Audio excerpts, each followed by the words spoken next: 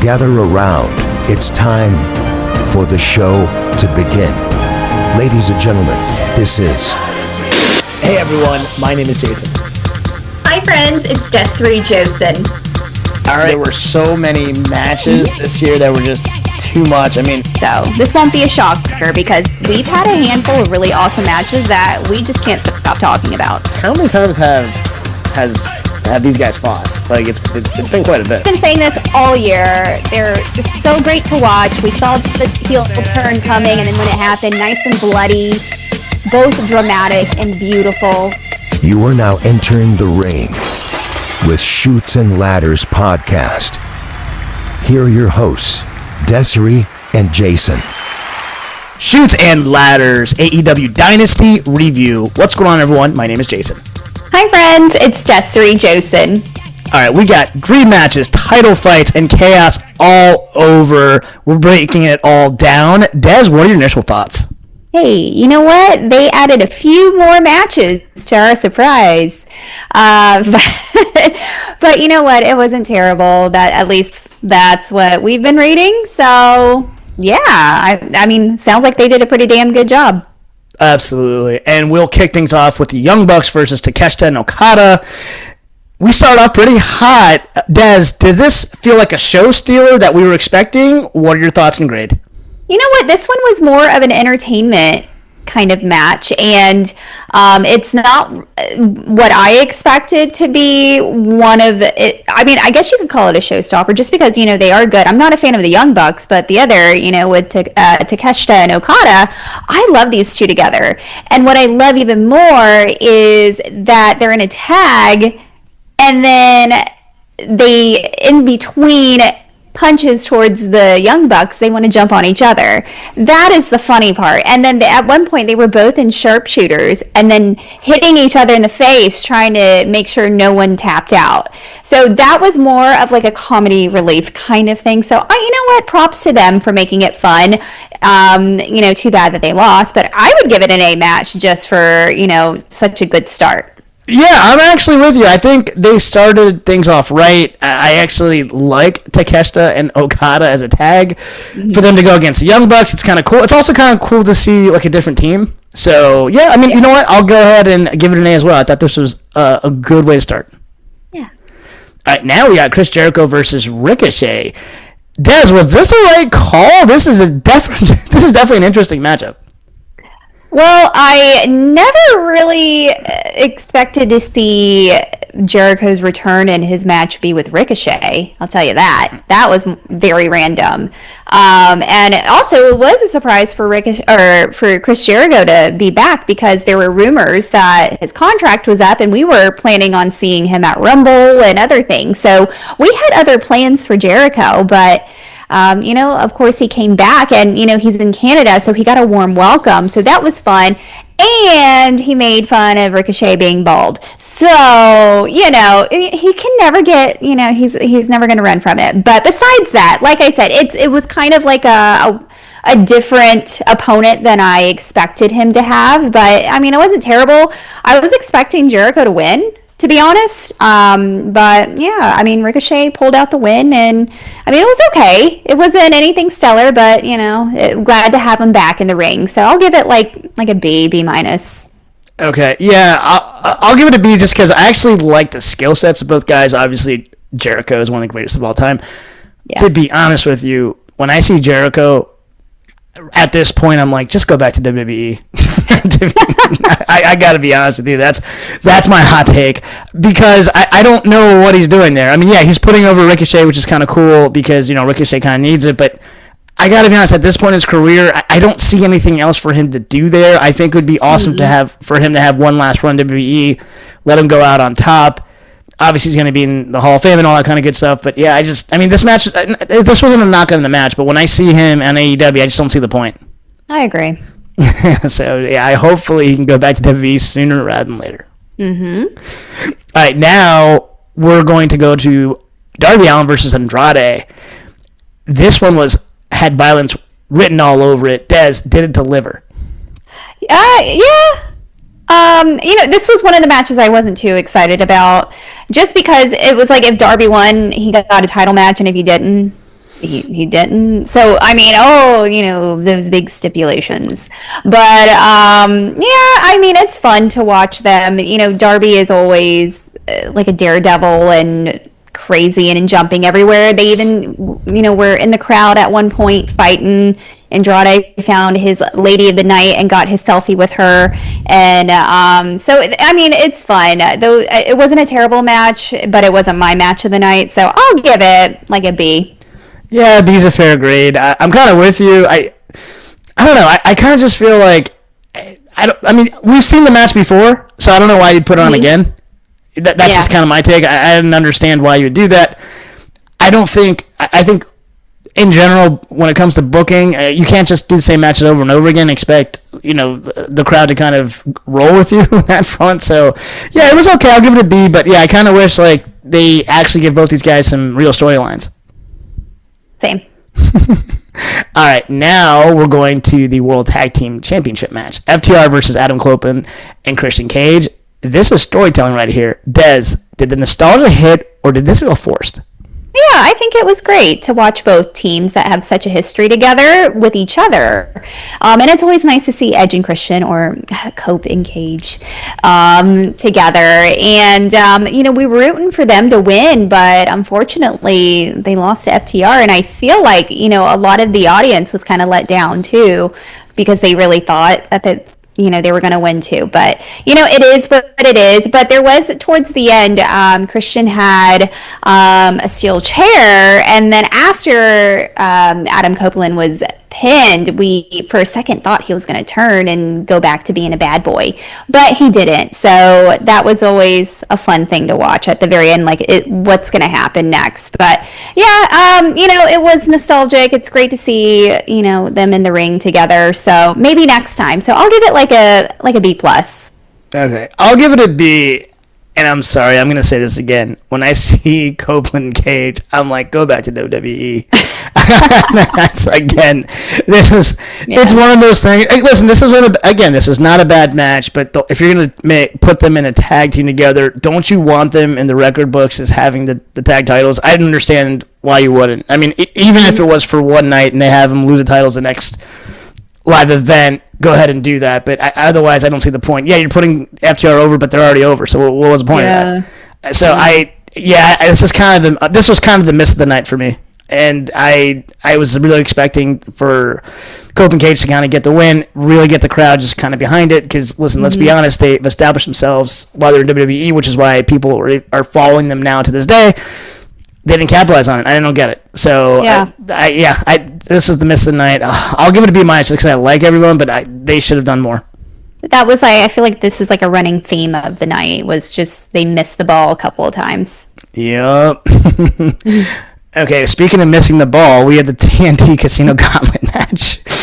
This was chaos everywhere. Des, did this hit, or was it too much going on? A lot of viewers really like this. For me, it's like a mini Rumble. It's just a lot going on, so it's really hard to really gauge who is doing what. So I mean, and then half of the guys in there, I was just like, do I want them as the TNT champion? I don't know, probably not. But it's whatever. I like seeing Ciampa. He's doing good things. He's the one who started it out with Rush, and ended with who was it? Wheeler Yuta. So we had some Death Riders in there. So I mean, it was crazy. It was chaotic. It was hard to keep up with. But Kevin Knight hit, I think, Daniel Garcia with his UFO splash and got the title. So you know what? He's been hot for a little bit. So we'll see what he can do. So it wasn't terrible. Just a lot going on there. So it's hard to keep up. So I'll give it like a B. Yeah, I mean, again, I'll give it a B, but here's the thing. When it comes to Rumble, what makes it so special is the fact that it's once a year. They do multiple gauntlet matches a year. So you kind of lose your luster in doing so. Listen, I'm all for Kevin Knight. Good for him.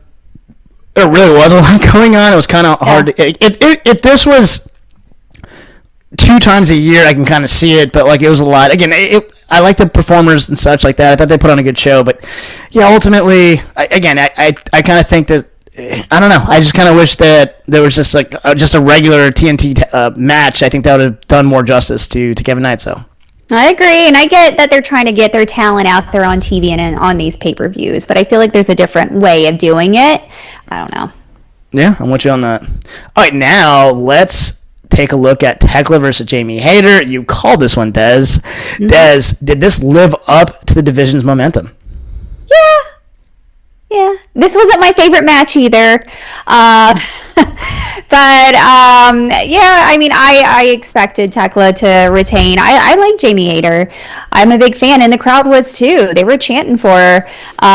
So that's why you kind of want to side with her and be like, yeah, you know what, I do like her better. But you know, Tekla's a bad girl, and you know what, she's not doing terrible. So I'm very indifferent when it comes to this match. So it was decent. So I'll give it like a B. Yeah, I'll give it a B. Listen, I called Hayter winning. I think the crowd would have really liked that. It would have been fun to have a title change, but they decided not to. But it's okay. I mean, again, I think both these women are phenomenal. I think they'll end up wrestling again. But yeah, I think a B is a fair grade. But I'm kind of with you. It wasn't necessarily the match of the night.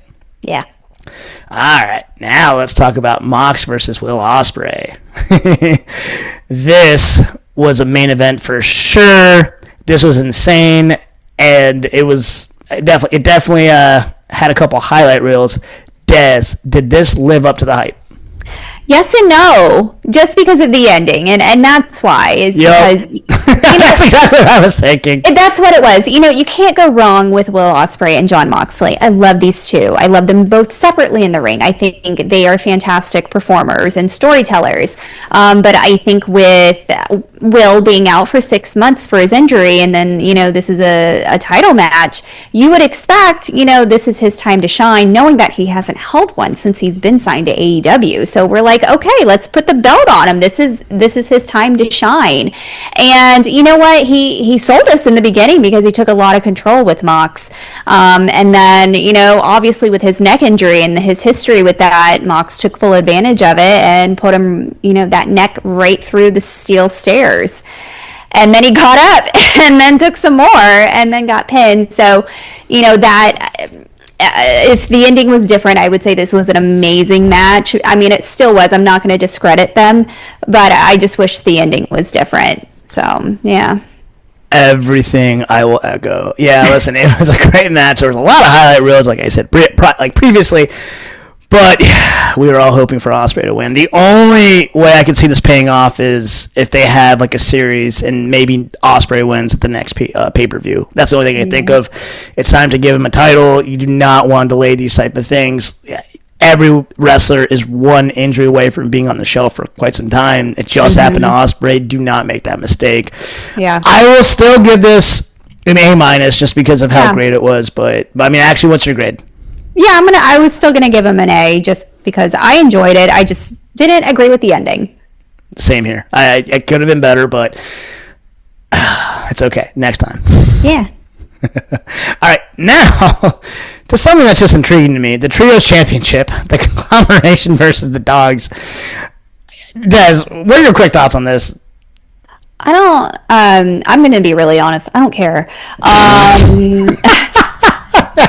Those are my thoughts too. It's the trios. I'm like, what are y'all doing? And then the fact that they have to do like a surprise person in, who was it? Was it the Conglomeration that they didn't know who? It was like a big surprise with who was going to be their third person. And I'm like, then why are we having a trios championship? I don't know. I'm just not into it. I'm not feeling any of it. Good for them for going out, and I appreciate the athleticism and doing everything that they're supposed to do. But this one, it was a no for me. So, and even it looked like Orange Cassidy was even kind of shocked that he won. So, but I mean, okay. But yeah, nothing crazy here. I mean, others may have loved it, and that's okay. Opinions are great. So I'll give it like a B-. Yeah, B- is fine. Listen, the thing is, WCW tried a trio championship way back in the 90s. It didn't work. It's an awkward thing. How many trio tag teams are going to be? So it's kind of weird. You're kind of throwing people together at that point. I mean, obviously, Orange Cassidy has had success on his own, so why would he want to pair up two other guys for a title? Right. Doesn't make sense to me. I mean, all right, let it be. Be nice. I'm ready to move on. Whatever. All right, now let's talk about the match of the night.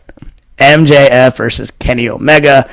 Main event, MJF, Kenny Omega. I don't think I need to hype this one anymore. Dez, give it to me. They're amazing. I love them. I love them both.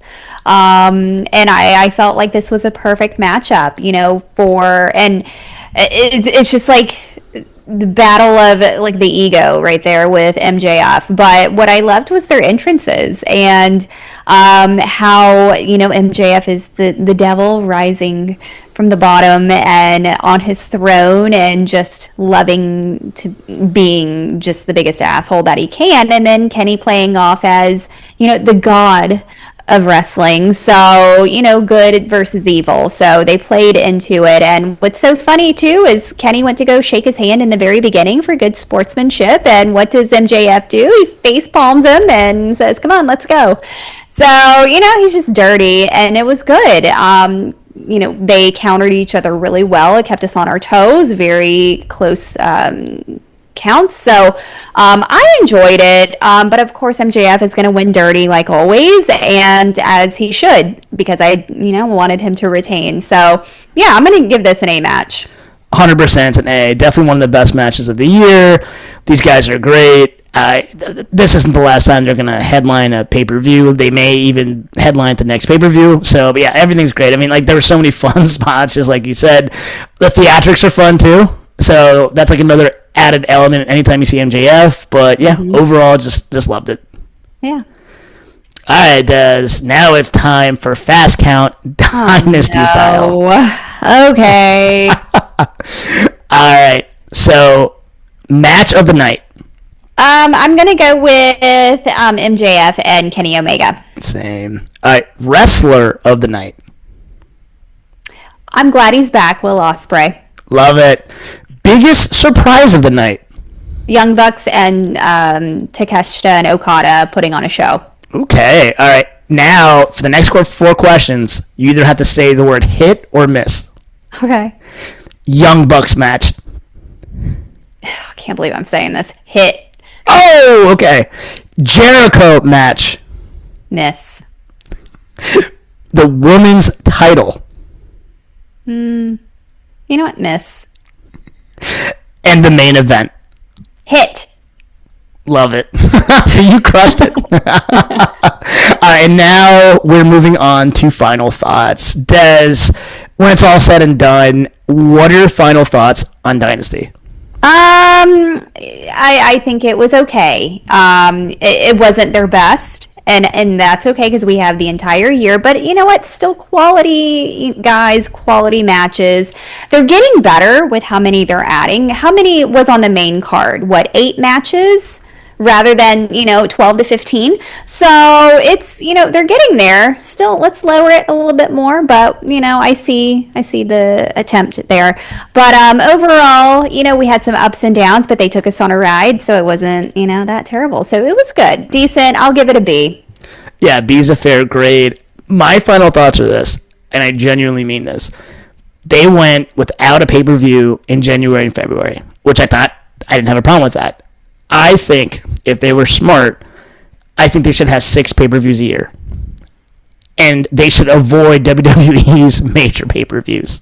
So I don't think they should have a pay-per-view in April, especially going head-to-head against Mania, especially the week before. That's not smart. Have fun with that. Yeah, this year, Rumble was in February. They should have had one in January. So they could have done January, March, and then just plan out when WWE's having their biggest PLEs and say, you know what, we're staying away.